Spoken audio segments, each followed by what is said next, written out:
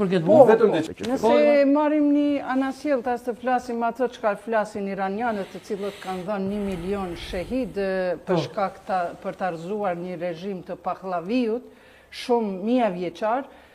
parolla e tyre ka qenë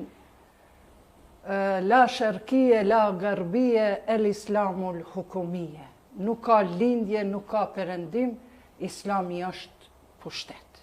Do me thënë, kjo ka qenë motoja atyre kryesore dhe pse ka nis pra lufta në Iran, në realitet revolucioni, për arsye se 400 hoxhallar teolog, për shkak se kanë lyp demokraci islame, pra se edhe islami ka demokraci, janë mbytë në një protest, 400, plus nuk janë kënaqë me këtë, edhe kur janë botë 40-at, janë mbytë me qindra hoxhallar. Por kur ka ardhur momenti i fundit, kur qenve të rrugës ja kanë lidh shallat e hoxhallarve, çto shallat e bardhë që i shihni, kur gratë muslimane, se tha mire ta ka qenë Amerikë, kur gratë muslimane janë mbyllë në shtëpia,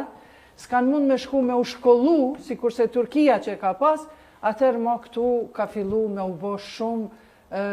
tortur, dhunë, për atë arsye është ngritë Imam Homeini, se ka qenë shumë e vështirë të arzoshë një Amerikë të vogël brenda Iranit. Një pyetje shumë interesante është për ty. Motoja